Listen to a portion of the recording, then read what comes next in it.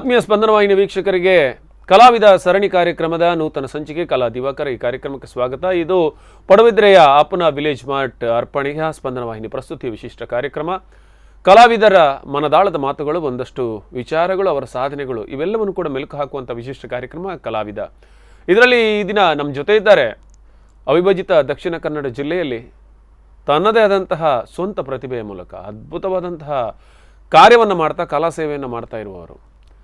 ಒಬ್ಬ ಕಲಾವಿದ ಅಂದರೆ ಹೇಗೆ ಎಲ್ಲ ನೋವುಗಳನ್ನು ಮೆಟ್ಟಿ ನಿಂತು ಎದುರಿಗಿರುವ ಪ್ರೇಕ್ಷಕನನ್ನು ಸೂಜಿಗಲ್ಲಿನಂತೆ ಆಕರ್ಷಿಸಬಲ್ಲಂತಹ ಅದ್ಭುತವಾದಂಥ ಸಾಮರ್ಥ್ಯ ಕಲಾವಿದನಿಗಿರುತ್ತೆ. ಅಂತಹ ಕಲಾವಿದರಲ್ಲಿ ಒಬ್ಬರು ನಮ್ಮ ಉಡುಪಿಯ ಹೆಮ್ಮೆ ಶ್ರೀ ದಿವಾಕರ್ ಕಟೀಲ್ ಅವರನ್ನ ಆತ್ಮೀಯ ಕಾರ್ಯಕ್ರಮಕ್ಕೆ ಸ್ವಾಗತಿಸಿಕೊಳ್ತಾ ಇದ್ದೇನೆ.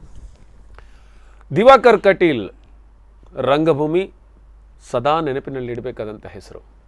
ತನ್ನ ಎಳವೆಯಲ್ಲೇ ಯಕ್ಷಗಾನ, ನಾಟಕ ಅಥವಾ ಛಾಯಾಚಿತ್ರ, ಹಾಗೆ ಕಾರ್ಯಕ್ರಮದ ನಿರ್ದೇಶನ, ನಾಟಕದ ನಿರ್ದೇಶನ, ಸಂಘಟನೆ ಎಲ್ಲವನ್ನ ಮೈಗೂಡಿಸಿಕೊಂಡಂತಹ ಅಪರೂಪದ ಸವ್ಯಸಾಚಿ ಕಲಾವಿದ ಅಂತಲೇ ಹೇಳ್ಬೋದು.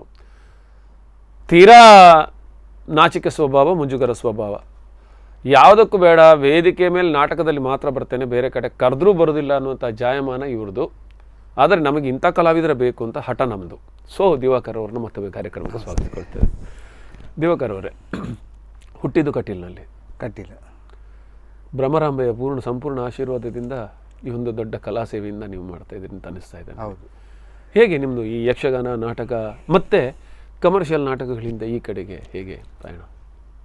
ನಾನು ಹುಟ್ಟಿದ್ದು ಕಟೀಲ್ ಆದರೆ ಬೆಳೆದದ್ದು ಉಡುಪಿಯಲ್ಲಿ.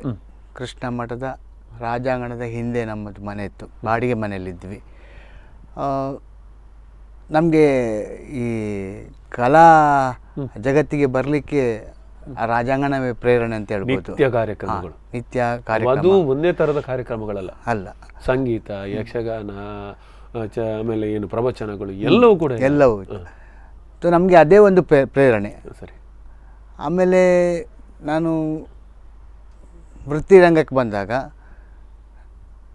ಉಡುಪಿಯ ಪ್ರಸಿದ್ಧ ಫೋಟೋಗ್ರಾಫರ್ ವಾಸುದೇವಾಚಾರ್ಯ ಅವರ ಕಿರಣ್ ಸ್ಟುಡಿಯೋದಲ್ಲಿ ನಾನು ವೃತ್ತಿಗೆ ಸೇರಿಕೊಂಡೆ. ಅಲ್ಲಿ ನನಗೆ ಅಪೂರ್ವ ವ್ಯಕ್ತಿಗಳ ಪರಿಚಯಗಳಾಯಿತು. ಒಂದಷ್ಟು ನಾಟಕ, ಸಾಂಸ್ಕೃತಿಕ ವಿಷಯ, ಕಲೆಗೆ ಸಂಬಂಧಪಟ್ಟ ವ್ಯಕ್ತಿಗಳು ಬರ್ತಾಯಿದ್ರು. ಅವರು ಸ್ಫೂರ್ತಿ. ವೈದೇಹಿ ಅಂತ ದೊಡ್ಡ ದೊಡ್ಡ ಸಾಹಿತಿಗಳು ಬರ್ತಾಯಿದ್ರು. ಆಮೇಲೆ ಐಕೆ ಬಳುವಾರ್ ಅಂತವರು, ಇನ್ನು ಪ್ರೊಫೆಸರ್ ಶಂಕರ್ ಅವರು, ಒಂದಷ್ಟು ಫೋಟೋಗ್ರಾಫಿಗೆ ಅಂತೇಳಿ ನಮ್ಮ ಗುರುಗಳನ್ನೇ ಹುಡ್ಕೊಂಡು ಬರ್ತಾಯಿದ್ರು. ಅದೇ ನಮಗೆ ಪ್ರೇರಣೆ, ನಾವೇನಾದರೂ ಮಾಡಬೇಕು, ಏನಾದರೂ ಸಾಧಿಸಬೇಕು ಅಂತೇಳಿ. ಆಮೇಲೆ ನಮ್ಮ ಮನೆ ಹತ್ತಿರ ಒಂದು ಚೇತನ ಕ್ಲಬ್ ಅಂತೇಳಿತ್ತು. ಅಲ್ಲಿ ವರ್ಷಂಪ್ರತಿ ನಾಟಕಗಳಾಗ್ತಿತ್ತು. ಸಾಂಪ್ರದಾಯಿಕ ನಾಟಕಕ್ಕೆ ನಾವು ನಿಧಾನವಾಗಿ ಎಂಟ್ರಿ ಕೊಟ್ಟೆವು.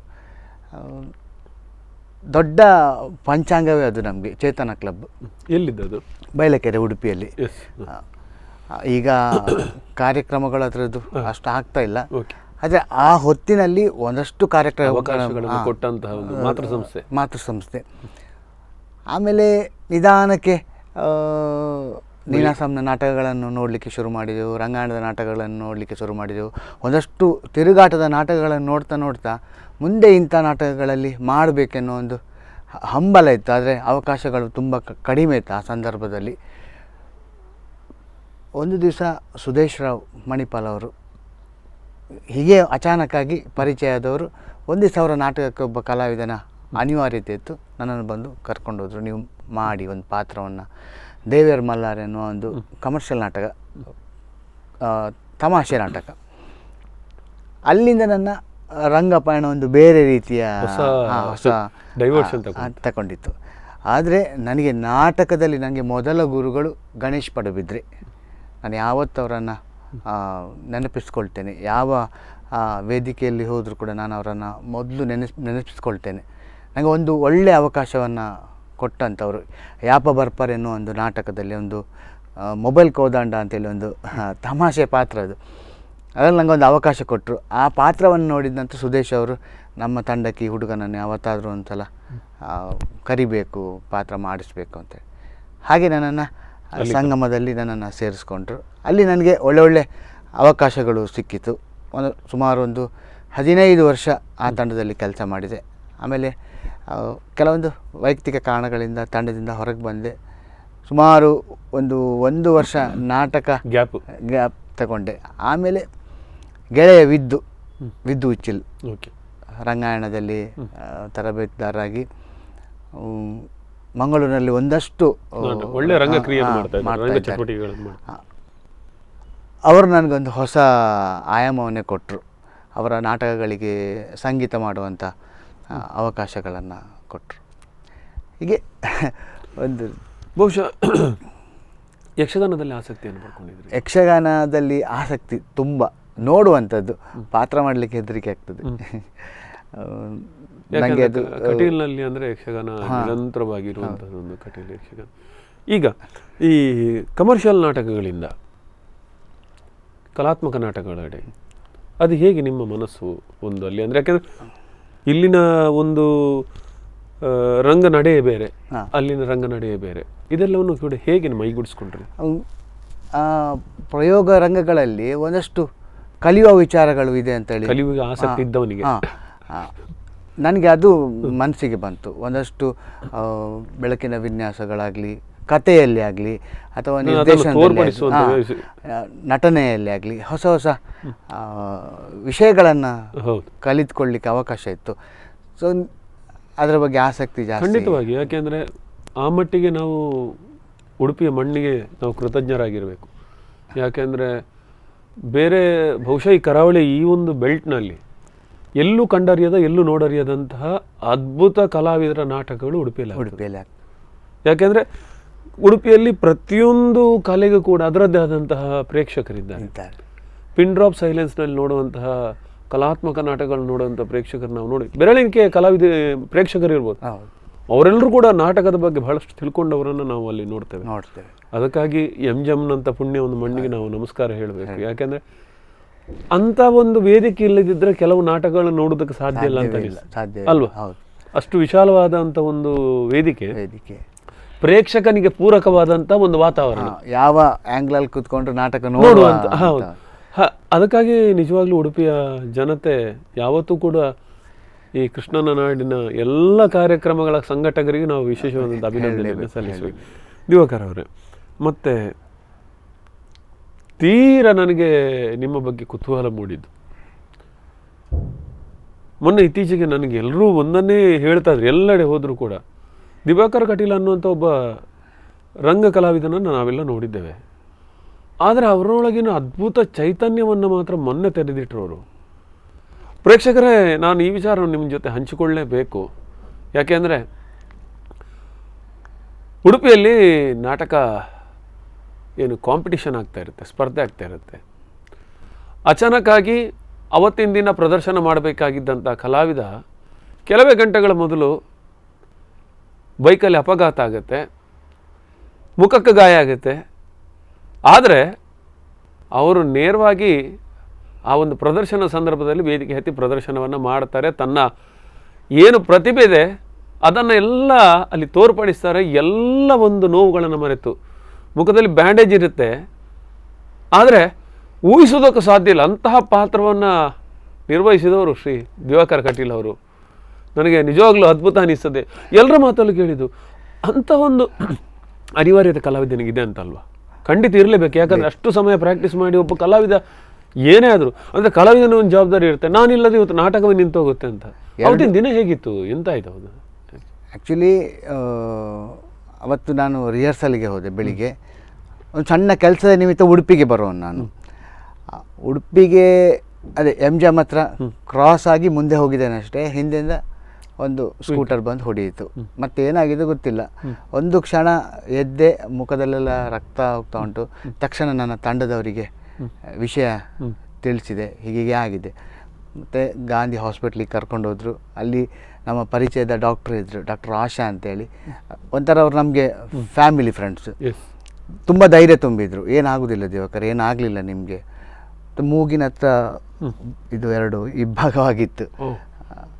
ಅವ್ರು ಹೇಳಿದರು, ಒಂದು ಎಕ್ಸ್ರೇ ತೆಗಿಬೇಕಾಗತ್ತೆ, ತಲೆಗೂ ಏಟು ಬಿದ್ದಿದೆಲ್ಲ, ಹಾಗಾಗಿ ಸಿಟಿ ಸ್ಕ್ಯಾನ್ ಮಾಡಬೇಕಾಗ್ತದೆ. ಮತ್ತು ಡಾಕ್ಟ್ರು ಸುರೇಶ್ ಶೆಣೈ ಅವರು ಬಂದರು, ಸ್ಟಿಚ್ ಹಾಕಿದ್ರು. ಆಮೇಲೆ ಸಿಟಿ ಸ್ಕ್ಯಾನಲ್ಲಿ ನಾರ್ಮಲ್ ಅಂತೇಳಿ ಬಂತು. ಅಷ್ಟರವರೆಗೆ ನನಗೆ ಅಂದರೆ ಮನಸ್ಸಲ್ಲಿ ಹೇಳಲಿಕ್ಕಾಗದಂಥ ನೋವಿತ್ತು. ಯಾಕಂತ ಹೇಳಿದರೆ 2 ತಿಂಗಳ ಶ್ರಮ, ನನ್ನ ಒಬ್ಬನ ಶ್ರಮ ಅಲ್ಲ, ಇಡೀ ತಂಡದ ಶ್ರಮ ಇತ್ತು ಅದರಲ್ಲಿ.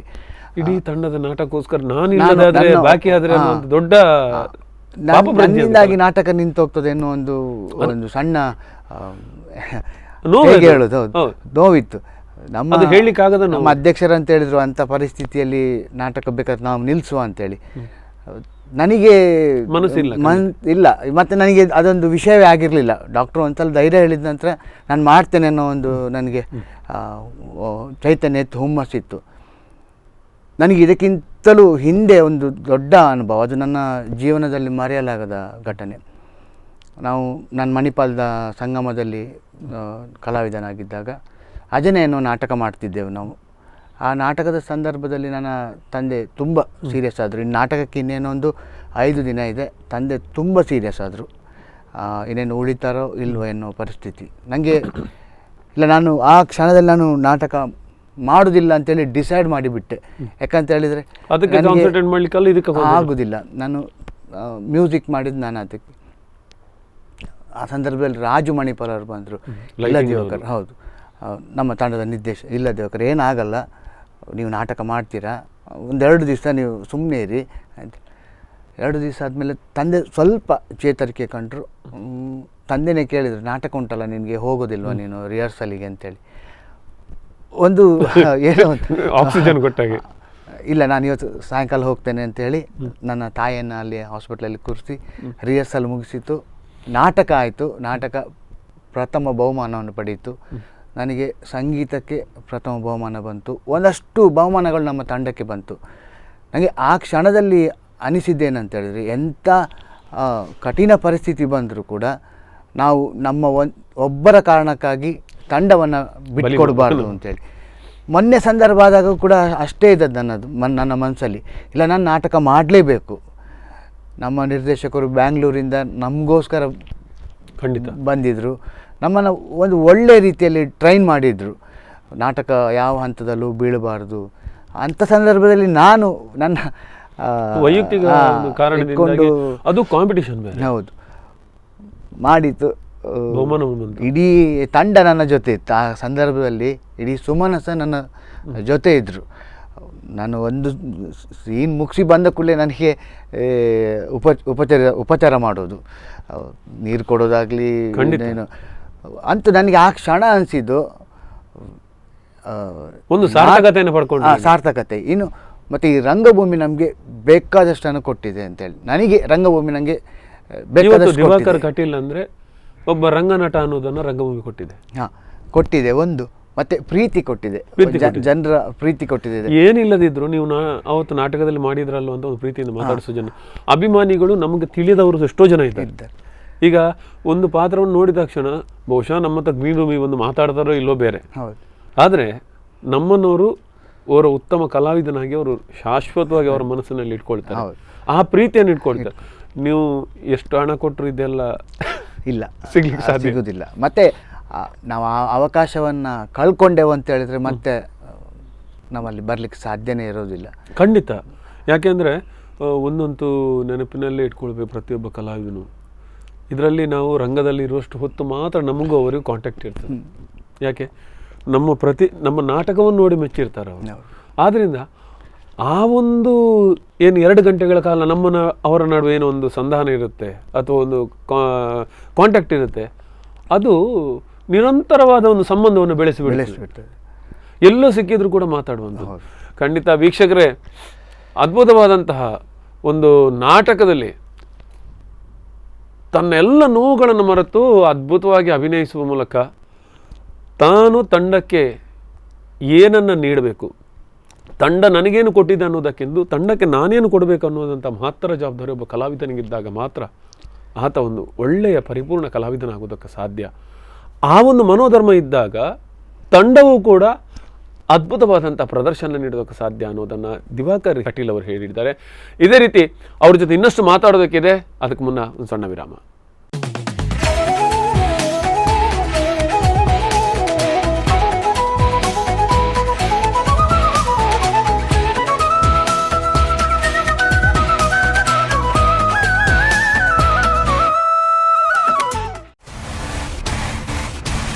Presenting you first time in Padubidri, Apna Village Mart. Best experience at 3000 plus square feet shopping space. Shop your everyday needs for wide varieties of groceries, fruits and vegetables, household essentials, personal care, beauty care, pet supplies, stationeries and office supplies, toys and baby care, sports equipments. So come experience the next level of shopping at Padubidri. Apna Village Mart, Padubidri. For home delivery call or WhatsApp 81057 52777. Follow us on Facebook and Insta pages apna.v.care.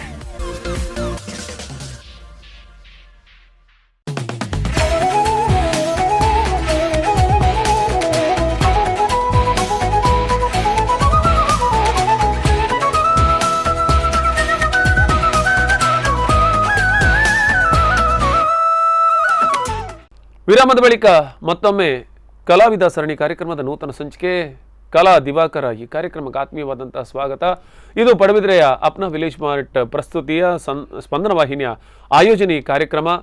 ನಮ್ಮ ಜೊತೆ ಈಗ ತಾನೇ ಹೇಳಿದೆ, ನೆರಳಿಲ್ಲದ ಮನುಷ್ಯರು ಅನ್ನುವಂಥ ಅದ್ಭುತ ನಾಟಕದ ಮೂಲಕ ತನ್ನೆಲ್ಲ ನೋವುಗಳನ್ನು ಮರೆತು ಅದ್ಭುತವಾಗಿ ಅಭಿನಯಿಸಿದ ಕಲಾವಿದ ದಿವಾಕರ್ ಕಟೀಲ್. ಇವರು ಕೇವಲ ಕಲಾವಿದನಾಗಿ ಅಲ್ಲ, ಉತ್ತಮ ಸಂಗೀತ ನಿರ್ದೇಶಕರು ನಾಟಕಕ್ಕೆ, ಅದೇ ರೀತಿಯಾಗಿ ಉತ್ತಮ ಗಾಯಕರು ಕೂಡ ಹೌದು, ನಾಟಕ ನಿರ್ದೇಶಕರು ಕೂಡ ಹೌದು.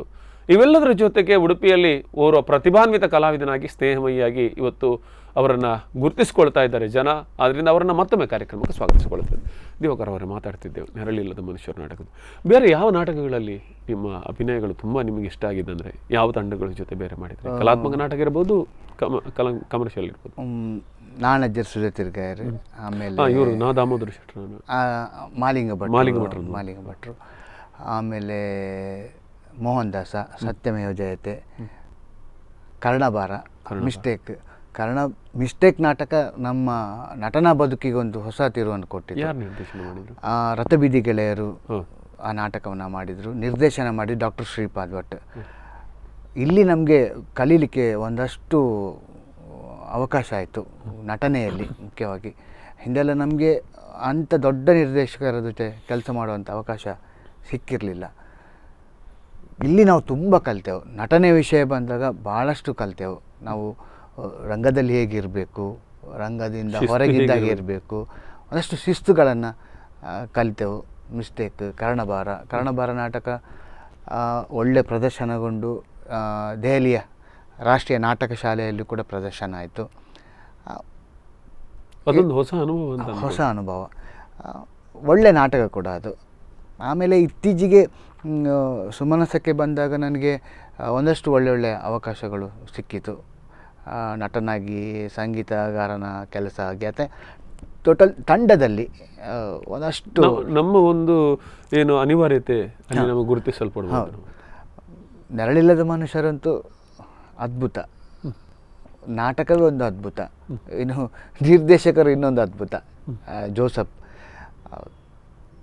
ಇದು ರಂಗಭೂಮಿ ಅನ್ನೋದು ಹಾಗೆ ಜಾತಿ, ಧರ್ಮ, ದೇಶ, ಭಾಷೆ ಎಲ್ಲವನ್ನು ಮೀರಿ ರಂಗ ಕಲೆ. ಯಾಕೆಂದ್ರೆ ಅಲ್ಲಿರೋದು ಎಲ್ರಿಗೂ ಒಂದೇ ಜಾತಿ, ನಟನೆ ಎನ್ನುವ ಜಾತಿ ಮಾತ್ರ. ಅಲ್ಲಿರೋ ಉಸಿರಂದ್ರೆ ನಾಟಕ, ಅಭಿನಯ. ನಮಗೆ ಎಲ್ಲರೂ ಕೂಡ ಒಂದು ತಂಡವಾಗಿದ್ದಾಗ ಮಾತ್ರ ಒಂದು ಒಳ್ಳೆಯ ಪ್ರದರ್ಶನ ಬರೋದಕ್ಕೆ ಸಾಧ್ಯ. ಆ ಒಂದು ಸಾಂಘಿಕ ಪ್ರಯತ್ನದ ಫಲ ಒಂದು ಒಳ್ಳೆಯ ಪ್ರದರ್ಶನಕ್ಕೆ ಯಾವತ್ತೂ ಕೂಡ ಸಹಕಾರಿ ಆಗ್ತದೆ ಅಂದ್ಕೊಳ್ತೇನೆ. ನೀವು ಮೆಚ್ಚುವ ಅದ್ಭುತ ನಿರ್ದೇಶಕರು ಎಲ್ಲರ ಹತ್ರ ಒಂದೊಂದನ್ನು ಕಲ್ತ್ಕೊಂಡಿದ್ದೇವೆ. ಡಾಕ್ಟರ್ ಶ್ರೀಪಾದ್ ಭಟ್, ಆಮೇಲೆ ಜೋಸಫ್ ಸರ್, ಆಮೇಲೆ ನಾನು ಗೆಳೆಯ ವಿದ್ದು ಉಚ್ಚಿಲ್. ನಾನು ಯಾವತ್ತೂ ಸ್ಮರಿಸ್ತೇನೆ ಆ ವ್ಯಕ್ತಿಯನ್ನು. ನಾವು ಸಮಾನ ವಯಸ್ಕರು ಮತ್ತು ಸಮಾನ ಮನಸ್ಕರು. ಒಂದಷ್ಟು ನಾಟಕದ ವಿಷಯ ಬಂದಾಗ ನಮ್ಮ ಊಟ ತಿಂಡಿ ಎಲ್ಲವನ್ನು ಮರೆತು ಒಂದಷ್ಟು ಕೆಲಸ ಮಾಡ್ತೇವೆ. ಅವರಂತೂ ಆ ನಾಟಕದ ವಿಷಯ ಬಂದಾಗ ಹುಲಿ. ಊಟ ತಿಂಡಿ ಯಾವುದೂ ಇಲ್ಲ ಆ ಮನುಷ್ಯನಿಗೆ, ಅದು ರಾತ್ರಿ ಆಗಲಿ ಹಗಲಾಗಲಿ ಏನಾಗಲಿ, ಫಸ್ಟಿಗೆ ನಾಟಕ.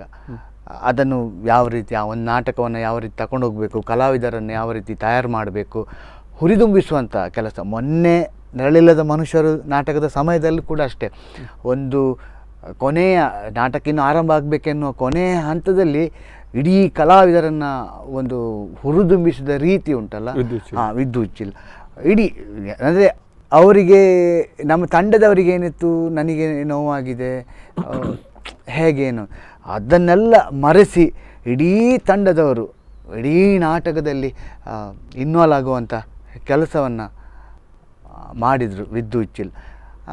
ನನಗೆ ಆ ವ್ಯಕ್ತಿ ತುಂಬ ಇಷ್ಟ ಆಗೋದು, ರಂಗ ನಿರ್ದೇಶಕರಾಗಿ ತುಂಬ ಇಷ್ಟ ಆಗ್ತಾರೆ, ಅಂದರೆ ಕೆಲಸವನ್ನು ತೆಗೆಸುವ ರೀತಿ ಕಲಾವಿದರಲ್ಲಿ. ಇದನ್ನು ಬಿಟ್ಟು ಬೇರೆ ನೀವು ಮೆಚ್ಚಿಕೊಂಡಂತಹ ರಂಗಕ್ರಿಯೆಗಳು ಯಾವುದು, ಅಥವಾ ನೀವು ಇದನ್ನು ಬಿಟ್ಟು ಬೇರೆ ಹವ್ಯಾಸಗಳೇನಿದೆ ನಿಮಗೆ?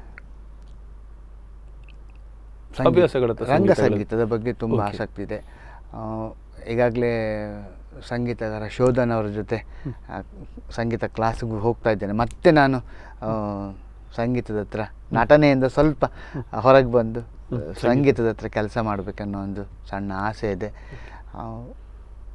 ಹಾಗೆ ಅವರ ಜೊತೆ ಈಗ ಸಂಗೀತ ಕಲೀಲಿಕ್ಕೆ ಹೋಗ್ತಾ ಇದ್ದೇನೆ. ನಿಮ್ಮ ಮನೆಯಲ್ಲಿ ಯಾರು ಈ ನಿಮ್ಗಿಂತ ಹಿಂದೆ ಯಾರು ಕಲಾವಿದರು ನಿಮ್ಮ ಮನೆಯಲ್ಲಿ? ಮನೆಯಲ್ಲಿ ಯಾರು ಇಲ್ಲ. ಆಸಕ್ತಿ ಇದ್ದವರಿದ್ರು. ನಮ್ಮ ತಂದೆಗೆ ತುಂಬ ಆಸಕ್ತಿ ಯಕ್ಷಗಾನ, ನಾಟಕ ಅಂದರೆ. ಆದರೆ ನಮ್ಮನ್ನೆಲ್ಲ ಸ್ವಲ್ಪ ಪ್ರೋತ್ಸಾಹಿಸ್ಲಿಕ್ಕೆ ಹಿಂದೆ ಮುಂದೆ ನೋಡ್ತಿದ್ರು. ಅಂದರೆ ಅವರ ಉದ್ದೇಶ ಒಂದೇ ಇತ್ತು, ಮಕ್ಕಳು ಜವಾಬ್ದಾರಿಯಿಂದ ಇರಬೇಕು, ಒಳ್ಳೆ ಕೆಲಸ ಮಾಡ್ಕೊಂಡು ಅವರ ಜೀವನನ ಅವರು ಒಳ್ಳೆ ರೀತಿಯಲ್ಲಿ ಕಟ್ಟಿಕೊಳ್ಬೇಕು ಅಂತೇಳಿ. ಈ ನಾಟಕ ಅಂತ ಹೇಳಿದಾಗ ಸ್ವಲ್ಪ ಹಿಂದೆ ಮುಂದೆ ನೋಡ್ತಿದ್ರು, ಅದೆಲ್ಲ ಬೇಕಾ ಮಾರಾಯ ಅಂತೇಳಿ, ಸ್ವಲ್ಪ ಆಲೋಚನೆ ಮಾಡು ಅಂತೇಳಿ, ತುಂಬ ಅದರ ಹಿಂದೆ ಹೋಗಬೇಡ, ಸ್ವಲ್ಪ ವೃತ್ತಿಯ ಕಡೆ ಸ್ವಲ್ಪ ಗಮನ ಕೊಡು ಅಂತೇಳಿ. ಆದರೆ ಹಿಂದೆಯಿಂದ ತುಂಬ ಸಪೋರ್ಟ್ ಮಾಡ್ತಿದ್ರು ನನಗೆ. ನನ್ನ ಇಡೀ ಬದುಕನ್ನು ನಾನು ಈ ರೀತಿ ಒಂದು ಕಟ್ಟಿಕೊಳ್ಳಲಿಕ್ಕೆ ಪ್ರೇರಣೆ ನನ್ನ ತಂದೆ. ಓಕೆ. ಈಗ ನಾನು ನಿಮ್ಮ ಹತ್ರ ಇನ್ನೊಂದು ಪ್ರಶ್ನೆಯನ್ನು ಕೇಳಬೇಕು. ಏನಂದರೆ, ರಂಗಭೂಮಿಯಲ್ಲಿ ಇವತ್ತಿನ ದಿನ ಒಂದು ಯುವಕರಿಲ್ಲ, ಬರೋದಿಲ್ಲ ಈಗ ಯಾವುದಕ್ಕೆ, ನಮ್ಮ ಕಲಾತ್ಮಕ ನಾಟಕಗಳಿಗೆ ಅಂತ ಅಂದರೆ ಅದು ಕೇವಲ ಅಪವಾದ ಆಗಿ ಉಳಿದೆ ಅಂತ ನನಗೆ ಅನಿಸ್ತಾ ಇದೆ. ಯಾಕಂದರೆ ಅದ್ಭುತವಾಗಿ ಕೆಲಸ ಮಾಡುವಂಥ ಹುಡುಗರಿದ್ದಾರೆ. ಅದು ಕೂಡ ಅಂತೂ ಉಡುಪಿಯಲ್ಲಿ ಅಂತೂ ಈಗ ಅದರ ಬಗ್ಗೆ ರಂಗಭೂಮಿ, ಅದು ಪ್ರಯೋಗ ರಂಗಭೂಮಿಯ ಬಗ್ಗೆ ಆಸಕ್ತಿ ಹೊಂದಿದಂಥ ಒಂದಷ್ಟು ಹುಡುಗರಿದ್ದಾರೆ, ಒಂದಷ್ಟು ಕೆಲಸ ಮಾಡ್ತಾ ಇದ್ದಾರೆ. ಮತ್ತು ಎಲ್ಲ ತಂಡಗಳು, ಉಡುಪಿಯಲ್ಲಿರುವ ಒಂದಷ್ಟು ತಂಡಗಳಿದೆ, ಎಲ್ಲ ತಂಡಗಳು ಒಳ್ಳೆ ಒಳ್ಳೆ ಕೆಲಸ ಮಾಡ್ತಾ ಇದೆ ರಂಗಭೂಮಿಯ. ಓಕೆ. ಈಗ ನಿಮಗೆ ರಂಗಾಯಣ ಮತ್ತು ನೀನಾಸಂ ಇದೆರಡರ ನಿಮಗೆ ಬಗ್ಗೆ ಏನು ಅನಿಸ್ತದೆ? ಯಾಕೆಂದರೆ ನಮ್ಮ ಕರ್ನಾಟಕಕ್ಕೆ, ಕನ್ನಡ ಭಾಷೆಗೆ ತಗೊಂಡ್ರೆ ಎರಡು ರಂಗಶಾಲೆಗಳು. ಹೌದು. ನನಗೆ ಇದರ ಬಗ್ಗೆ ಅಷ್ಟು ನಾನು ಅವರ ನಾಟಕಗಳನ್ನು ಕಂಡಾಗ ಎರಡೂ ಶಾಲೆಗಳ ನಾಟಕಗಳು ಕೂಡ ಬೇರೆ ಬೇರೆ, ಅದು ನಿರ್ದೇಶಕರ ಮೇಲೆ ಡಿಪೆಂಡ್ ಆಗಿರುತ್ತೆ. ಮತ್ತು ಒಂದು ದಿವಸದ ಪ್ರದರ್ಶನದ ಮೇಲೆ ಕೂಡ ನಿಂತಿರ್ತದೆ. ಅವತ್ತಿನ ದಿನ ಪ್ರದರ್ಶನ ಎಲ್ಲವನ್ನು ಡಿಸೈಡ್ ಮಾಡಲಿಕ್ಕೆ ಆಗೋದಿಲ್ಲ. ಒಂದು ಪ್ರದರ್ಶನದ ಮೇಲೆ ನಿಂತಿರತ್ತೆ. ಓಕೆ. ಮತ್ತು ಒಳ್ಳೆ ಕೆಲಸ ಮಾಡ್ತಾ ಇದೆ ಅಂತ ಅನ್ನಿಸ್ತಾ ಇದೆ. ನೀನಾಸಂ ಆಗಲಿ, ರಂಗಾಯಣ ಆಗಲಿ, ಬೆಂಗಳೂರಿನ ರಾಷ್ಟ್ರೀಯ ನಾಟಕ ಶಾಲೆಗಳಾಗಲಿ ಒಳ್ಳೆ ಕೆಲಸವನ್ನು ಮಾಡ್ತಾ ಇದೆ, ಒಂದಷ್ಟು ಕಲಾವಿದರನ್ನು ತಯಾರು ಮಾಡ್ತಾ ಇದೆ. ಈಗ ಬಹುಶಃ ನನಗೆ ಅನ್ನಿಸಿದ್ದು, ಇತ್ತೀಚಿನ ದಿನಗಳಲ್ಲಿ ನಾವು ಚಲನಚಿತ್ರಗಳು ನೋಡಿ, ಒಂದು ಕಾಲದಲ್ಲಿ ಚಲನಚಿತ್ರ ಅಂದರೆ ರಂಗಭೂಮಿಯಿಂದ ಬಂದವರೇ ಕಲಾವಿದರಾಗ್ತಾರೆ. ಆಮೇಲೆ ಸ್ವಲ್ಪ ಬದಲಾವಣೆಗಳಾಯಿತು. ಕೆಲವರು ನಮ್ಮ ಸಂಬಂಧಿಕರು ಅಂತ ಕೆಲವರು ಬಂದರು, ಇನ್ನು ಕೆಲವರು ಯಾವುದೋ ಕಾರಣಕ್ಕೆ ಬಂದರು, ಮತ್ತು ಕೆಲವರು ಅನಿವಾರ್ಯವಾಗಿ ಬಂದವರು ಸೆಟ್ಲ್ ಆದರು. ಹಾಗೆ ಇತ್ತೀಚಿನ ದಿನಗಳ ಮತ್ತೆ ನಿರ್ದೇಶಕರು ನೀನಾಸಂನತ್ತ, ರಂಗಾಯಣದತ್ತ ಒಲವನ್ನು ತೋರಿಸ್ತಾ ಇದ್ದಾರೆ. ಹೌದು. ಹೇಗೆ ಅನ್ನಿಸ್ತಾ ಇದೆ ನಿಮಗೆ? ಯಾಕಂದರೆ ಚಲನಚಿತ್ರಕ್ಕೆ ಬಂದಾಗ ಈ ರಂಗಭೂಮಿ ಎಷ್ಟು ಅಗತ್ಯ ಅಂತ ಅನ್ನಿಸ್ತಾ ಇದೆ? ತುಂಬ ಅಗತ್ಯ ಇದೆ. ಯಾಕಂತ ಹೇಳಿದರೆ, ಒಂದು ಸಿನಿಮಾವನ್ನು ನಿರ್ದಿಷ್ಟ ಅವಧಿಯಲ್ಲಿ ಮುಗಿಸಬೇಕನ್ನುವ ಜವಾಬ್ದಾರಿ ನಿರ್ದೇಶಕನಿಗಿರ್ತದೆ.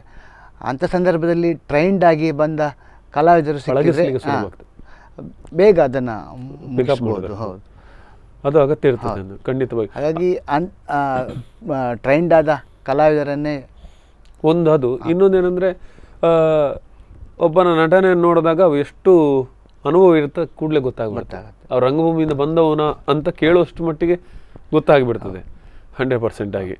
ದಿವಾಕರ್ ಅವರೇ, ಈಗ ಬೇರೆ ನಿಮಗೆ ರಂಗಾಸಕ್ತಿಗಳಂದರೆ ಏನನ್ನು ಮುಂದುವರಿಸಬೇಕು ಅಂತಿದ್ದೀರಿ?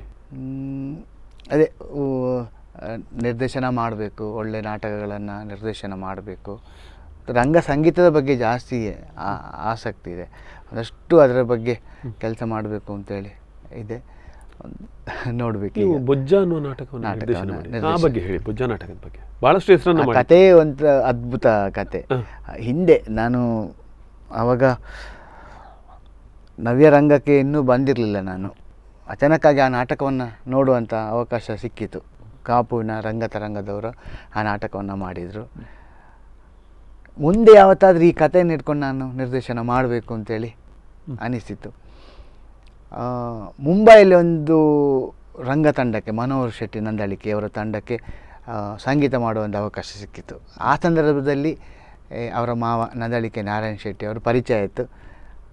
ಕತೆ ಬೊಜ್ಜ ನಾಟಕದ ಕತೆ ಅವ್ರದ್ದು ಅಂತೇಳಿ ಗೊತ್ತಾಯಿತು. ನಾನು ಅವ್ರ ಹತ್ರ ಕೇಳಿದೆ, ನನಗೆ ಸ್ಕ್ರಿಪ್ಟನ್ನು ಕೊಡ್ಬೋದಾ? ಅದನ್ನು ಅವರು ರೀರೈಟ್ ಮಾಡಿ ಮತ್ತೆ ನನಗೆ ಕೊಟ್ಟರು. ಕರಾವಳಿ ಕಲಾವಿದರಿಗೆ ಅದನ್ನು ಸ್ಪರ್ಧೆಗೆ ಮಾಡಿದೆ. ನಾನು ಸ್ವಲ್ಪ ಭಿನ್ನ ರೀತಿಯಲ್ಲಿ ಮಾಡಿದೆ. ಒಳ್ಳೆ ಪ್ರದರ್ಶನ ಆಯಿತು. ಒಂದು 5-6 ಪ್ರದರ್ಶನಗಳು ಆಯಿತು ಆ ನಾಟಕ. ಅದೇ ಹೇಗೆ ಆ ಬಗ್ಗೆ ಒಂಚೂರು ಅನುಭವಗಳನ್ನು ಹೇಳಿ. ಅದು ನೀವು ಅಂದರೆ ಸಾಕಷ್ಟು ಹೆಸರು ಮಾಡಿದ್ದೆ ಆ ನಾಟಕ. ದಿವಾಕರ್ ಕಟೀಲ್ ಅನ್ನುವಂಥ ಒಬ್ಬ ನಿರ್ದೇಶಕ ತಾನು ಏನು ಅಂತ ಸಾಬೀತು ಮಾಡಿದಂಥ ನಾಟಕ ಅದು. ಅಲ್ಲಿ ಇಡೀ ತಂಡವನ್ನು ನಾನು ಅಭಿನಂದಿಸಬೇಕಾಗತ್ತೆ. ಯಾಕಂತೇಳಿದರೆ ನನಗೊಂದು ಅವಕಾಶವನ್ನು ಕೊಟ್ಟರು ನಿರ್ದೇಶನ ಮಾಡಲಿಕ್ಕೆ. ನಾನು ಸುಮಾರು ಒಂದು 2-3 ತಿಂಗಳ ಆ ನಾಟಕದ ಗುಂಗಲ್ಲೇ ಇದೆ. ಈ ನಾಟಕ ಹೇಗೆ ಕಟ್ಬೋದು, ಕಲಾವಿದರ ಜೊತೆ ಸೇರಿ ಆ ನಾಟಕವನ್ನು ಕಟ್ತಾ ಹೋದೆ ನಾನು. ಅಲ್ಲಿರೋ ಕಲಾವಿದರಿಗೂ ಕೂಡ ಅದೊಂದು ಹೊಸ ಅನುಭವ ಆಯಿತು. ಮತ್ತು ಅವರಿಗಿದ್ದ ಸವಾಲು ಏನಂತೇಳಿದರೆ, ಕಡಿಮೆ ಬಜೆಟಲ್ಲಿ ನಾಟಕವನ್ನು ಕಟ್ಟಬೇಕು. ಯಾಕಂತೇಳಿದರೆ ಅಲ್ಲ, ಕೆಲವು ಕಾಂಪಿಟೇಷನ್ ಹೋದಾಗ ಪಾಪ ಕಲಾವಿದರು ತುಂಬ ಆಸಕ್ತಿ ಇರ್ತದೆ, ಆದರೆ ಅದಕ್ಕೆ ಹಣ ವಿನಿಯೋಗಿಸುವಷ್ಟು ತಾಕತ್ತು ಇರೋದಿಲ್ಲ. ಹೌದು.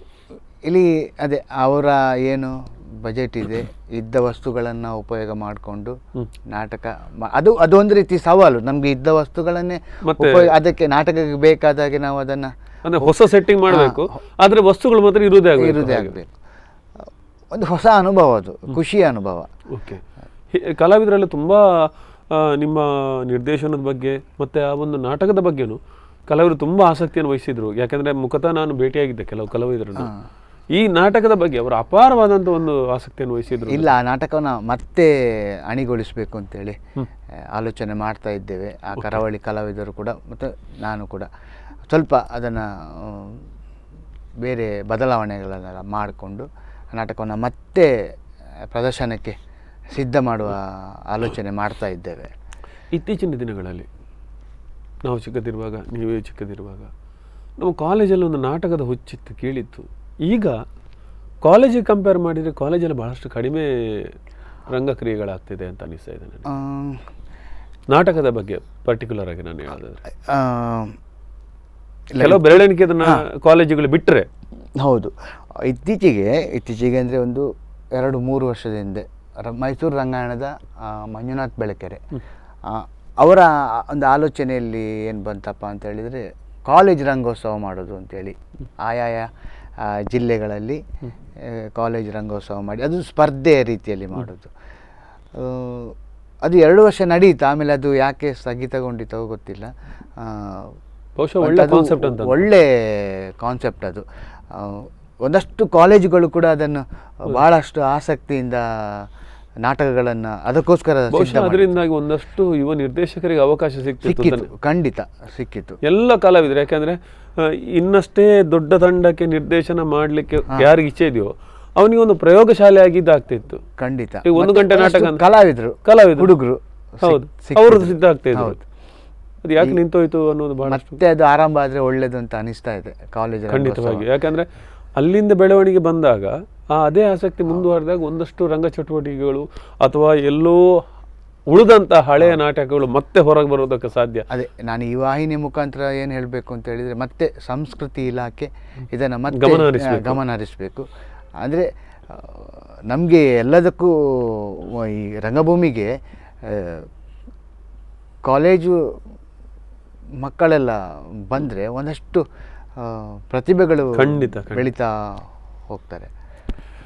ವೀಕ್ಷಕರೇ, ಕಲಾವಿದ ಸರಣಿ ಕಾರ್ಯಕ್ರಮದ ಈ ಒಂದು ಸಂಚಿಕೆ ಕಲಾ ದಿವಾಕರ ಅಪಾರ ಅನುಭವಗಳನ್ನು ಹೊಂದಿದ್ದಾರೆ. ಯಾಕೆಂದರೆ ಬೇರೆ ಬೇರೆ ತಂಡದ ಜೊತೆ ಹೋದಾಗ, ಬೇರೆ ಬೇರೆ ನಿರ್ದೇಶಕರ ಕೈಗಳ ಕೆಲಸ ಮಾಡಿದಾಗ ಮತ್ತು ವಿಭಿನ್ನವಾದಂತಹ ನಾಟಕಗಳನ್ನು ನೋಡೋದ್ರ ಮೂಲಕ ಮತ್ತು ಅದರ ಬಗ್ಗೆ ತಿಳ್ಕೊಳ್ಳೋದ್ರ ಮೂಲಕ ತನ್ನ ಜ್ಞಾನ ವಿಸ್ತಾರವನ್ನು ಇನ್ನಷ್ಟು ವೃದ್ಧಿ ಮಾಡಿದಂತಹ ದಿವಾಕರ್ ಕಟೀಲ್ ಅವ್ರ ಜೊತೆ ಮಾತಾಡೋದಿದೆ. ಅದಕ್ಕೆ ಮುನ್ನ ಒಂದು ಸಣ್ಣ ವಿರಾಮ.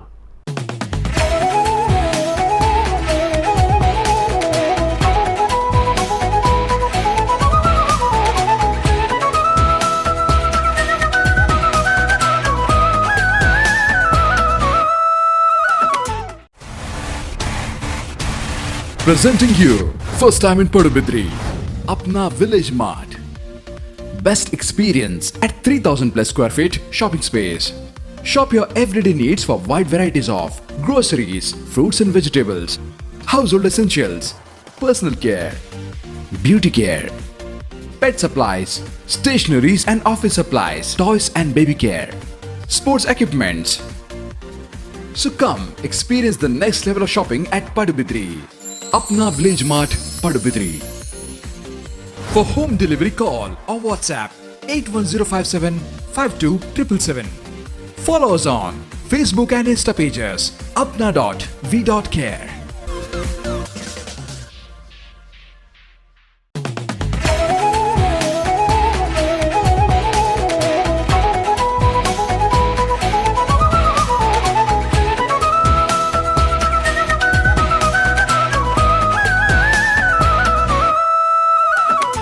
ವಿರಾಮದ ಬಳಿಕ ಮತ್ತೆ ಕಲಾವಿದ ಸರಣಿ ಕಾರ್ಯಕ್ರಮದ ಈ ಒಂದು ನೂತನ ಸಂಚಿಕೆ ಕಲಾ ದಿವಾಕರ್. ಈ ಕಾರ್ಯಕ್ರಮಕ್ಕೆ ಸ್ವಾಗತ. ನಮ್ಮ ಜೊತೆ ಇದ್ದಾರೆ ಖ್ಯಾತ ನಾಟಕ ಕಲಾವಿದರು, ಉತ್ತಮ ಸಂಗೀತ ನಿರ್ದೇಶಕರು ಹಾಗೂ ಸ್ನೇಹಮಯಿಯಾಗಿರುವಂತಹ ದಿವಾಕರ್ ಕಟೀಲ್ ಅವರನ್ನು ಮತ್ತೊಮ್ಮೆ ಕಾರ್ಯಕ್ರಮಕ್ಕೆ ಸ್ವಾಗತಿಸಿಕೊಳ್ತೇನೆ.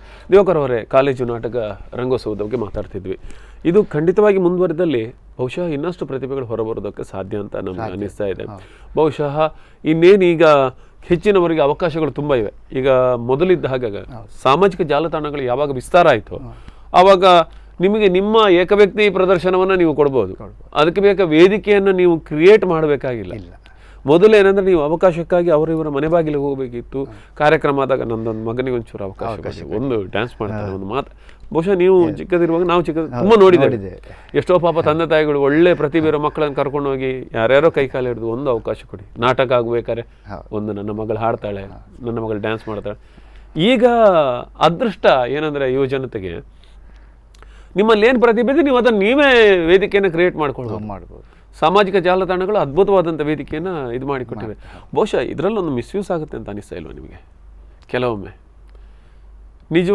ಯಾಕೆ ಪರ್ಟಿಕ್ಯುಲರ್ ನಾನು ಡೈರೆಕ್ಟಾಗಿ ನಿಮಗೆ ಏನು ಹೇಳ್ತಾ ಇದ್ದೇನೆ ಅಂದರೆ, ಪ್ರತಿಯೊಬ್ಬ ನಿರ್ದೇಶಕನಿಗೂ ಒಂದು ಆಸೆ ಇರ್ತದೆ. ಯಾಕಂದರೆ ಅವನು ನಡೆದು ಬಂದ ದಾರಿ ಅಂಥ ಕಠಿಣ ಹಾದಿಯಲ್ಲೇ ಸಾಗಿರ್ತಾನೆ. ಪ್ರತಿಯೊಬ್ಬ ಕಲಾವಿದನು ಕೂಡ ಅದ್ಭುತ ಸಾಧನೆ ಮಾಡಿದವು. ಇಲ್ಲೇನಾಗುತ್ತೆ ಅಂದರೆ ನಿನ್ನೆ ಮೊನ್ನೆ ಬಂದವರಿಗೂ ಕೂಡ ಅದ್ಭುತವಾದಂಥ ಪ್ರಚಾರಗಳು, ಪುರಸ್ಕಾರಗಳು ಲಭಿಸ್ತವೆ ಅಂತ. ಈಗ ಅದನ್ನೇ ನೆಚ್ಚಿಕೊಂಡಿದ್ದವರಿಗೆಲ್ಲ, ಈಗ ಕೆಲವರಿಗೆ ಮನಸ್ಸಿನಲ್ಲಿ, ಯಾಕೆಂದರೆ ನಿಜವಾಗ್ಲೂ ಇಂಥ ಸಾಮಾಜಿಕ ಜಾಲ ಯೂಸ್ ಮಾಡಬೇಕಾದ್ರೆ ನೀವು ಆದಷ್ಟು ಸಾಧನೆಗಳು ಮಾಡ್ಕೊಂಡು ಯೂಸ್ ಮಾಡಬೇಕು ಅಂತ. ಅದೇ ಅನುಭವಗಳು ಜಾಸ್ತಿ ಆದಾಗೆ ನಾವು ಸ್ವಲ್ಪ ಮೆಚೂರ್ಡ್ ಆಗಿರ್ತೇವೆ. ನಮಗೆ ನಾವು ಎಲ್ಲಿ ಹೋದರೂ ಕೂಡ ನಾವು ಎಲ್ಲಿದ್ದೇವೆ ಅಂತ ನಮ್ಗೆ ಗೊತ್ತಾಗುತ್ತೆ. ಅದ್ರ ಬಗ್ಗೆ ತುಂಬ ನಾವು ಆಕ್ಷೇಪ ಮಾಡುವ ಹಾಗೆ ಕೂಡ ಇಲ್ಲ. ಅದು ಅವರವರ ಇಷ್ಟ. ಅದೇ, ಬಟ್ ನಾನು ಹೇಳ್ತಾ ಇರೋದು ಅದನ್ನು ಯುವ ಜನತೆ ಅದನ್ನು ಏನಂದರೆ ಸದ್ಬಳಕೆ ಮಾಡಿಕೊಳ್ಬೇಕು. ನಾನು ಈಗಿನ ಹೊಸ ಹುಡುಗರಿಗೆ ಏನು ಹೇಳೋದು ಅಂದರೆ ತಾಳ್ಮೆ ಬೇಕು. ಒಂದೇ ಸಲಕ್ಕೆ ಪ್ರಸಿದ್ಧಿಗೆ ಬರ್ತೇನೆ ಅಂತ ಹೇಳಿದರೆ ಅದು ಕ್ಷಣಿಕ ಪ್ರಸಿದ್ಧಿಗೆ ಬರ್ತೇನೆ ಅನ್ನೋ ಹುಚ್ಚಿಡಿದ್ರೆ ನಮ್ಮ ಸಾಧನೆ ಅಲ್ಲಿಗೆ ನಿಲ್ತದೆ. ಅದು ಮತ್ತೆ ಕ್ಷಣಿಕವಾಗಿರ್ತದೆ. ಒಂದಷ್ಟು ನಾವು ಸಣ್ಣ ರೀತಿಯಲ್ಲಾದರೂ ಅನುಭವಗಳನ್ನು ಪಡೆದುಕೊಳ್ಳಿ, ಇದನ್ನು ಮಾಡ್ಕೊಳ್ಳಿ, ತೊಂದರೆ ಇಲ್ಲ. ಅದರ ಜೊತೆ ಕಲಿಕೆ ಅನ್ನೋದು ಬೇಕಾಗ್ತದೆ. ನೋಡಿ ಕಲಿಯೋದು ತುಂಬ ಇದೆ. ಒಬ್ಬರ ಜೊತೆ ಕೆಲಸ ಮಾಡಿಕೊಂಡು ರಂಗಭೂಮಿಯಲ್ಲಿ ಆಗಲಿ ಅಥವಾ ಇನ್ನಿತರ ಯಾವುದೇ ಒಂದು ಚಟುವಟಿಕೆ ನೋಡಿ ಕಲಿಯೋದು ತುಂಬ ಇದೆ. ಒಂದಷ್ಟು ಕೆಲಸ ಇನ್ನೊಬ್ಬರ ಜೊತೆ ಮಾಡಿ ಅನುಭವ ಹೊಂದಿದ ನಂತರ ನಮ್ಮನ್ನು ನಾವು ಪಣಕ್ಕಿಟ್ಟುಕೊಂಡಾಗ ಏನೋ ಒಂದು ಸಾಧಿಸಿದ ಹಾಗೆ ಅಥವಾ ಏನೋ ಒಂದು ನಾವು ಬಹುಶಃ ಅದಕ್ಕೆ ಹೇಳೋದು ನಾವು ಏನಂದರೆ ಸಾಧಕರ ಕೈಗಳಿಗೆ ಕೆಲಸ ಮಾಡಿದಾಗ ನಾವೇನು ಅಂತ ಗೊತ್ತಾಗುತ್ತೆ. ಅಂದರೆ ನಾವು ಎಲ್ಲಿದ್ದೇವೆ, ಎಷ್ಟು ಆಳದಲ್ಲಿದ್ದೇವೆ ಅನ್ನೋದು ಗೊತ್ತಾಗ್ತದೆ.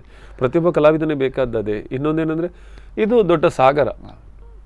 ಅದೇ ಆವಾಗ ಹೇಳಿದಾಗೆ ದೇಶ, ಭಾಷೆ, ವ್ಯಕ್ತಿ, ಧರ್ಮ, ಜಾತಿ ಎಲ್ಲವನ್ನ ಮೀರಿದ್ದು ಈ ಕಲೆ. ಇಲ್ಲಿ ನೀವು ಅಲ್ಲಿ ಒಂದೇ ಕಾಣ್ತೀರಿ, ಕಲೆ ಅನ್ನುವಂಥ ಒಂದು ಪ್ರಪಂಚವನ್ನು ಮಾತ್ರ ನೀವು ಕಾಣ್ತೀರಿ. ಅಲ್ಲಿ ಎಲ್ಲೆಲ್ಲೂ ಕೂಡ ನಿಮಗೆ ಯಾವುದೇ ಜಾತಿಯವರು ಕಾಣೋದಿಲ್ಲ, ಸಾಧಕರು ಮಾತ್ರ ಕಾಣ್ತಾರೆ. ಅಲ್ಲಿ ಏನು ಅಂತಾರೆ, ಗಿಟಾರಲ್ಲಿ ಯಾರು ಇವನು, ಅದು ಸರೋದಲ್ಲಿ ಯಾರು, ಇವರು ತಬಲದಲ್ಲಿ ಯಾರು, ನಾಟಕದಲ್ಲಿ, ನಿರ್ದೇಶನದಲ್ಲಿ ಯಾರು, ನಟನೆಯಲ್ಲಿ ಯಾರು ಅಂತ, ಅದು ಗಾಯನದಲ್ಲಿ ಯಾರು ಅಂತ ಮಾತ್ರ ಇರ್ತದೆ. ಹಾಗಿರುವಾಗ ಅಂತಹ ಘಟಾನುಘಟಿಗಳ ಕೈಗಳಿಗೆ ಕೆಲಸ ಮಾಡಿದಾಗ ಖಂಡಿತವಾಗಿ ನಮಗೆ ಗೊತ್ತಾಗುತ್ತೆ. ಅಂಥ ಅನುಭವವನ್ನು ನಾವು ಪಡ್ಕೊಳ್ಬೇಕಾಗತ್ತೆ ಅಂತ ಅನಿಸ್ತದೆ. ಜೊತೆಗೆ ಕಟೀಲ್ ಅವರೇ, ನನಗೆ ನಿಮ್ಮ ಈ ರಂಗ ಸಾಧನೆ ಅಥವಾ ಇನ್ನಷ್ಟು ಈ ಪಯಣಗಳ ಮಧ್ಯೆ ನಿಮಗೆ ಯಾವತ್ತಾದರೂ ಸಾಕು ಅಂತ ಅನಿಸಿದ್ದು, ನೀವು ಆಗ ಹೇಳಿದ್ರೆ ಒಂದು ಇನ್ಸಿಡೆಂಟ್, ಅದು ಬಿಟ್ಟರೆ ಬೇರೆ ಯಾವತ್ತಾದ್ರೂ, ಅಂದರೆ ಅದು ನಿಮ್ಮ ಪರ್ಸನಲ್ ಅಂದರೆ ಮನೆಯ ಕಾರಣದಿಂದ, ಅದನ್ನು ಉಳಿದು ಬೇರೆ ಯಾವತ್ತಾದ್ರೂ ಆ ಥರ ಮನಸ್ಸಿಗೆ ಅನಿಸಿದೆ? ನಾನು ಇದು ನಾಟಕ ಇನ್ನು ಸಾಕು ಅಂತ ಅನಿಸಿದ ದಿನಗಳು ಇತ್ತು. ಆ ಸಂದರ್ಭದಲ್ಲಿ ನನ್ನ ಜೊತೆ ಆದವರು ವಿದ್ಯುಚ್ಚಿಲ್ಲ, ಇಲ್ಲ ನೀವು ಮುಂದುವರಿಸಬೇಕು, ನನ್ನ ಜೊತೆ ವರ್ಕ್ ಮಾಡಿ ಅಂತೇಳಿ ಅವರ ನಾಟಕಗಳಿಗೆ ಸಂಗೀತ ನೀಡುವಂಥ ಅವಕಾಶಗಳನ್ನು ಕಲ್ಪಿಸಿಕೊಟ್ರು. ಅದು ನನ್ನ ಟರ್ನಿಂಗ್ ಪಾಯಿಂಟ್. ನನಗೆ ಈಗ ಇಷ್ಟು ಕೆಲಸ ಮಾಡಲಿಕ್ಕೆ ಉತ್ಸಾಹವೇ ಆ ಒಂದು ವ್ಯಕ್ತಿ. ವಿದ್ದು ಬಗ್ಗೆ ನಾನು ಭಾಳಷ್ಟು ಕೇಳಿದ್ದೇನೆ, ಅದೇ ರೀತಿ ನೋಡಿದ್ದೇನೆ. ಅವರ ಅನೇಕ ನಾಟಕಗಳು ಸದ್ದಿಲ್ಲದ ಸದ್ದು ಮಾಡ್ತವೆ, ಸದ್ದಿಲ್ಲದ ಸುದ್ದಿ ಮಾಡ್ತವೆ. ಯಾಕೆಂದರೆ ಅವರು ಮಾಡಿದಂತಹ ನಾಟಕಗಳು ಇತ್ತೀಚಿನ ದಿನಗಳಲ್ಲಂತೂ ವಿದ್ದು ಕ್ರಿಯೇಟಿವಿಟಿಗೆ ಬಹಳಷ್ಟು ದೊಡ್ಡ ದೊಡ್ಡ ನಿರ್ದೇಶಕರೇ ಒಂಥರ ಹುಬ್ಬೇರಿಸುವಂತೆ ಮಾಡಿದ್ರು. ಅದು ನಮಗೆ ಹೆಮ್ಮೆ ಅಂತ ಅನಿಸಿದೆ. ಚಿಕ್ಕ ಪ್ರಾಯದಲ್ಲಿ ಅವರು ಅದ್ಭುತವಾದಂಥ ಸಾಧನೆಯನ್ನು ಮಾಡಿದ್ದಾರೆ. ಆ ಒಂದು ಶ್ರಮವನ್ನು ಅವರು ಇಟ್ಕೊಂಡಿದ್ದಾರೆ. ಅಂಥ ವ್ಯಕ್ತಿಗಳ ಜೊತೆ ಕೆಲಸ ಮಾಡೋ ಅವಕಾಶ ಸಿಕ್ಕಿತಲ್ಲ, ಅದೇ ಖುಷಿ ನಮಗೆ. ಕರೆಕ್ಟ್. ಮುಂದೆ ನೋಡ್ಬೇಕಿನ್ನು. ಯಾವ ನಾಟಕಗಳ ಬಗ್ಗೆ ನೀವು ಕನಸನ್ನು ಇಟ್ಕೊಂಡಿರಿ? ನಾನೊಂದು ಇಂಥ ನಾಟಕ ಮಾಡಬೇಕು ಈ ಥರ ಅಂತ. ಒಂದು ಸ್ಕ್ರಿಪ್ಟ್ ರೆಡಿ ಆಗ್ತಾ ಇದೆ. ಓಕೆ. ಸುಮಾರು 1 ವರ್ಷದಿಂದ ಕಥೆಯ ಬಗ್ಗೆ ವರ್ಕ್ ಆಗ್ತಾ ಇದೆ. ರಂಗಾಯಣದ ಜಯಶ್ರೀ ಇಡ್ಕಿದು ಅಂತೇಳಿ ಅವರ ಸ್ಕ್ರಿಪ್ಟನ್ನು ಮಾಡ್ತಾ ಇದ್ದಾರೆ. ನೋಡಬೇಕು, ಒಂದು ತಂಡ ಸಿಕ್ಕಿದಾಗ ಆ ನಾಟಕವನ್ನು ಮಾಡಬೇಕು. ಅದಕ್ಕೆ ಸಮಯ ಆದರೂ ತೊಂದರೆ ಇಲ್ಲ, ಪರ್ಫೆಕ್ಟ್ ಆಗಿ ಮಾಡಬೇಕು ಅಂತೇಳಿ. ಚಲನಚಿತ್ರಗಳ ಅನುಭವ ಏನಿದೆ ನಿಮ್ಮದು? ದೊಡ್ಡ ಅನುಭವಗಳೇನಿಲ್ಲ ಚಲನಚಿತ್ರದಲ್ಲಿ. ಹಣ್ಣು ಅಂತೇಳಿ ಒಂದು ಕಿರು ಚಿತ್ರ ಮಾಡಿದರು ಬಾಸುಮ ಕೊಡೋಗವರು. ಅದರಲ್ಲಿ ಹಣ್ಣು ಪಾತ್ರವನ್ನು ಮಾಡಿದೆ. 5 ದಿನದ ಪರ್ಫೆಕ್ಟ್ ಶೆಡ್ಯೂಲ್, 5 ದಿನದಲ್ಲಿ ಶೂಟಿಂಗ್ ಮುಗಿಸಿದ್ದಾರೆ. ನನಗೆ ಶೂಟಿಂಗ್ ಅಂತ ಹೇಳಿದ್ಕೊಳ್ಳಿ ಬೇರೆಯವರೆಲ್ಲ ಹೇಳಿದಾಗ ಅಲ್ಲಿ ಕಿರಿಕಿರಿ ಮಾರೆ ಬೋರ್ ಆಗ್ತದೆ ಅದು ಇದು ಅಂತೇಳಿ ಹೇಳಿದಾಗ ನನಗೆ ಆ ಅನುಭವ ತುಂಬ ಖುಷಿ ಕೊಟ್ಟಿತ್ತು. ಅಂದರೆ 5 ದಿವಸದಲ್ಲಿ ಆರಾಮಾಗಿ ಶೂಟಿಂಗನ್ನು ಒಂದು ನಮ್ಮ ಏನಂದರೆ ಮಾಮೂಲು ಪಯಣಕ್ಕಿಂತ ಇನ್ನೊಂದು ಪಯಣ. ಹೌದು. ಯಾಕೆ ಎಲ್ಲವೂ ಅನುಭವಗಳು ಖಂಡಿತ ನಮಗೆ ಬೆಳವಣಿಗೆಗೆ ಸಹಕಾರಿ ಆಗ್ತದೆ. ಯಾವುದನ್ನೀಗ ಕಲಾತ್ಮಕ ನಾಟಕ, ಕಮರ್ಷಿಯಲ್ ನಾಟಕ, ಕಿರುಚಿತ್ರಗಳು, ಚಿತ್ರ, ಇವೆಲ್ಲವೂ ಕೂಡ ಕಲಿಕೆಗೆ ಯಾರಿಗೆ ಆಸಕ್ತಿ ಇದೆಯೋ ಅವನಿಗೆ ಖಂಡಿತವಾಗಿ ಅದರಲ್ಲಿ ಅನೇಕ ವಿಚಾರಗಳು ಸಿಗ್ತದೆ. ಒಂದು ನಾನು ನನಗೆ ಹಾಕಿಕೊಂಡ ಒಂದು ಬೌಂಡ್ರಿ ಏನಂತ ಹೇಳಿದರೆ, ಅವಕಾಶಗಳು ಹುಡುಕಿಕೊಂಡು ಬರಬೇಕು. ನಾವು ಹಿಂದೆ ಹೋಗಬಾರ್ದು, ನಮ್ಮನ್ನು ಹುಡುಕಿಕೊಂಡು ಬರಬೇಕು. ನಮ್ಮಲ್ಲಿ ನಿಜವಾದ ಹುಡುಕಿಕೊಂಡು ಬರಬೇಕಾದ್ರೆ ನಾವು ಆ ಮಟ್ಟಕ್ಕೆ ನಾವು ಬೆಳಿಬೇಕು. ಒಂದು ನಮ್ಮಲ್ಲಿ ನಿಜವಾದ ಪ್ರತಿಭೆ ಉಂಟು ಅಂತೇಳಿ ಆದರೆ ಖಂಡಿತ ಯಾವತ್ತಾದ್ರೂ ಒಂದಿನ ಅವಕಾಶ ಸಿಗ್ಬೋದು. ಮತ್ತೊಂದು ಏನಂದರೆ ನಿರಂತರವಾದಂತಹ ಸಾಧನೆ ಮತ್ತು ಕಲಿಕೆ ಇರುವಾಗ ಅವಕಾಶಗಳು ಸಿಗ್ತದೆ, ಖಂಡಿತ ಸಿಗ್ತದೆ. ಈಗ ಅದು ಗೌತಮಿ ನಿವಾಸ ಅನ್ನೋ ಒಂದು ಸಿನಿಮಾ ಆಗ್ತಾ ಇದೆ. ಕಾರ್ಕಳದ ಒಂದು ತಂಡದವರು ಸಿನಿಮಾ ಮಾಡ್ತಾ ಇದ್ದಾರೆ. ಅದರಲ್ಲೊಂದು ಪಾತ್ರವನ್ನು ಮಾಡ್ತಾ ಇದ್ದೇನೆ. ಇನ್ನೊಂದು 2-3 ದಿವಸದ ಶೂಟಿಂಗ್ ಇದೆ. ಓಕೆ. ಒಂದು ಅವಕಾಶ, ಇದು ಸುಮ್ಮನೆ ಕೂತ್ಕೊಂಡಾಗ ಬಂದ ಅವಕಾಶ ಮಾಡಿ ಅಂತೇಳಿ. ಆಕ್ಸಿಡೆಂಟ್ ಆದ ನಂತರ ಬಂದ ಅವಕಾಶಗಳು, ನೆರಳಿಲ್ಲದ ಮನುಷ್ಯರ ಬಳಿಕ ಬಳಿಕ ಅಲ್ವಾ? ಅವರಿಗೆ ಈ ಮುಖವೇ ಬೇಕಿತ್ತು. ಅದಕ್ಕೆ ಬೇಕಾಗಿ ಅವರು ಅದನ್ನು ಸೆಲೆಕ್ಟ್ ಮಾಡಿ ಯಾವುದಾದ್ರು ರೀತಿಯಲ್ಲಿ ಒಂದು ಇರ್ತದೆ. ಬೇರೆ ಇದನ್ನು ಉಳಿದು ರಂಗ ಛಾಯಾಚಿತ್ರದಲ್ಲೂ ಕೂಡ ಬಹಳಷ್ಟು ಕೆಲಸ ಮಾಡಿದರೆ ಛಾಯಾಗ್ರಾಹಕರಾಗಿ. ಅದು ವೃತ್ತಿ ಮತ್ತು ಪ್ರವೃತ್ತಿ ಎರಡೂ ಆಯ್ತಂತ ಹೇಗೆ? ಹೌದು, ಅದು ನನ್ನ ತುಂಬ ಆಸಕ್ತಿಯ ಕ್ಷೇತ್ರ. ಅದು ನಾನದು ಇಷ್ಟಪಟ್ಟದನ್ನು ಆಯ್ಕೆ ಮಾಡ್ಕೊಂಡು, ನಾನು 10ನೇ ಕ್ಲಾಸಲ್ಲಿ ಶಾಲೆ ಬಿಡ್ತೇನೆ ಅಂತೇಳಿ ತಂದೆ ಹತ್ರ ಹೇಳಿದಾಗ ತಂದೆ ನನ್ನನ್ನು ಕರ್ಕೊಂಡೋಗಿ ವಾಸುದೇವಾಚಾರ್ಯರ ಹತ್ರ ಪರಿಚಯ ಮಾಡಿ ಅವನಿಗೆ ವಿದ್ಯೆ ಕಲಿಸಿ, ನೀವು ಸಂಬಳ ಕೊಡೋದಿದ್ರೂ ತೊಂದರೆ ಇಲ್ಲ, ವಿದ್ಯೆನ ಕಲಿಸಿ, ಅವನು ಬದುಕಲಿಕ್ಕೆ ಅವನಿಗೆ ಒಂದು ದಾರಿ ಮಾಡಿಕೊಡಿ ಅಂತ. ಸುಮಾರು ನಾನು ಅಲ್ಲಿ ಒಂದು 8ರಿಂದ 9 ವರ್ಷ ಅವ್ರ ಜೊತೆ ಕೆಲಸ ಮಾಡಿದೆ. ಒಳ್ಳೆಯ ಅನುಭವ. ಯಾಕಂದರೆ ಆ ಟೈಮಲ್ಲಿ ನನ್ನ ಪ್ರಕಾರ ರೀಲೇ ಇತ್ತ ಅಂತ. ಹಾಂ, ರೀಲ್ ನಾವು ಬ್ಲ್ಯಾಕ್ ಆ್ಯಂಡ್ ವೈಟ್ ಪ್ರಿಂಟ್ ಎಲ್ಲ ಮಾಡ್ತೀವಿ, ಫೋಟೋ ಎಲ್ಲ ಪ್ರಿಂಟ್ ಅದು ನಿಜವಾಗಿ ಒಂದು ಛಾಯಾಗ್ರಹಣಕ್ಕೆ ಸವಾಲು ಅದು. ಮತ್ತೆ ಈಗಿನಾಗೆ ಮೊದಲು ಫೋಟೋ ಹೇಗೆ ಬರ್ತದೆ ಮೊದಲೇ ಇಲ್ಲ, ಇವನ ಕಲ್ಪನೆಯಲ್ಲಿ ನಾವೇ ಜಡ್ಜ್ ಮಾಡಬೇಕು. ಇಂಥ ಲೈಟಿಗೆ ಇಷ್ಟು ಎಕ್ಸ್ಪೋಜರ್ ಇಡಬೇಕು, ಅಪರ್ಚರ್ ಇಡಬೇಕು, ನಾವೇ ಜಡ್ಜ್ ಮಾಡಿ ಕ್ಲಿಕ್ ಮಾಡಬೇಕು. ಅದೊಂಥರ ಸವಾಲಿನ ಕಾಲ ಅದು. ಬಹುಶಃ ಅದು ಕಲೆಗಾರನಿಗೆ ಇನ್ನಷ್ಟು ಅನುಕೂಲ ಆಗ್ತದೆ. ಹೌದು, ಅಲ್ಲಿ ಒಳ್ಳೊಳ್ಳೆ ಫೋಟೋಗ್ರಾಫರ್ಗಳ ಪರಿಚಯ ಆಯಿತು. ಯಜ್ಞ ಮಂಗಳೂರು, ಆಮೇಲೆ ಗುರುದತ್ ಕಾಮತ್, ಆಶ್ರಮೋನ್ ಅಂಥವರ ಒಳ್ಳೊಳ್ಳೆಯವರ ಪರಿಚಯ ಆಯಿತು. ಒಂದಷ್ಟು ಒಳ್ಳೆಯ ಜನರ ಜೊತೆ ಕೆಲಸ ಮಾಡಿದ ಅನುಭವ ಆಯಿತು. ಬದುಕಿನ ಪಯಣದುದ್ದಕ್ಕೂ ನಿಮ್ಮ ಸಿಕ್ಕಿದ ಏನು ಡೈವರ್ಷನ್ಗಳಿವೆ, ಒಳ್ಳೆ ನಿಮಗೆ ಅನೇಕರ ಪರಿಚಯದ ಮೂಲಕವಾಗಿ ನಿಮಗೊಂದಷ್ಟು ಅನುಭವಗಳು ಪಡ್ಕೊಳ್ಳೋದಾಯ್ತು. ಈಗಂತೂ ನಮ್ಮ ಸುಮನಸ ತಂಡ ಅಂತೂ ತುಂಬ ಒಳ್ಳೆ ಸಪೋರ್ಟ್ ಮಾಡ್ತಾ ಇದೆ. ನಮ್ಮ ವೈಯಕ್ತಿಕವಾಗಿ ನಮ್ಮ ಕೆಲಸ ನಾವು ಮಾಡುವಾಗ ತುಂಬ ಸಪೋರ್ಟ್ ಮಾಡ್ತಾ ಇದ್ದಾರೆ. ಹಾಗೆ ಮಾಡಿ ಹೀಗೆ ಮಾಡಿ ಅಂತೇಳಿ ಗೈಡ್ ಮಾಡ್ತಾ ನಮ್ಮನ್ನು ಪ್ರೋತ್ಸಾಹಿಸ್ತಾ ಇದ್ದಾರೆ. ಓಕೆ, ಕಟೀಲ್ ಅವರೇ, ಕೊನೆಯದಾಗಿ ನಮ್ಮ ಯುವಜನತೆಗೆ ಏನು ಹೇಳಲಿಕ್ಕೆ ಪ್ರಯತ್ನ ಮಾಡ್ತೀರಿ? ಅಂದರೆ ನಾಟಕದ ಬಗ್ಗೆ. ಅಂದರೆ ನೀವು ನಾಟಕ ಅನ್ನೋದನ್ನು ನೀವು ಕಲ್ಪನೆಯಲ್ಲೇ ಇರದೆ ನಾಟಕಕ್ಕೆ ಬಂದವರು. ಅದೇ, ಅವಸರ ಮಾಡಬೇಡಿ, ಅವಕಾಶಕ್ಕಾಗಿ ಕಾಯಿರಿ, ತಾಳ್ಮೆ ಇರಲಿ. ಬಂದ ಅವಕಾಶವನ್ನು ಒಳ್ಳೆ ರೀತಿಯಲ್ಲಿ ಉಪಯೋಗ ಮಾಡಿ. ಇವತ್ತಿನ ನಾಳೆಗೆ ಬೆಳೆದು ನಿಲ್ಲಬೇಕಂದ್ರೆ ಇಲ್ಲ, ತಮ್ಮ ಅವಕಾಶಗಳಿಗಾಗಿ ಇನ್ನೊಬ್ಬರನ್ನು ಮೆಟ್ಲಿಕ್ಕೆ ಹೋಗಬೇಡಿ. ಅವಕಾಶಗಳು ಖಂಡಿತ ನಮ್ಮಲ್ಲಿ ಪ್ರತಿಭೆ ಉಂಟು ಅಂತೇಳಿ ಆದರೆ ಖಂಡಿತ ನಮಗೆ ಅವಕಾಶ ಸಿಕ್ಕೇ ಸಿಗತ್ತೆ, ಎಲ್ಲಿ ಹೋದ್ರೂ ಸಿಗತ್ತೆ. ಜೊತೆಗಿದ್ದವನನ್ನು ಕೈ ಹಿಡಿದು ಮೇಲೆ ಕೆತ್ತಿ, ಹೌದು, ಕಾಲಿನ ಹತ್ತಿದ ಮೆಟ್ಲನ್ನು ಯಾವತ್ತೂ ದೂರಬೇಡಿ. ನಾನು ಇದನ್ನು ಹೇಳಲಿಕ್ಕೆ ಇಷ್ಟಪಡ್ತೇನೆ, ಯಾಕಂದರೆ ಈಗಿನ ಘಟ್ಟದಲ್ಲಿ ಇದು ತುಂಬ ಇಂಪಾರ್ಟೆಂಟ್, ಅವಶ್ಯಕತೆ. ಖಂಡಿತ.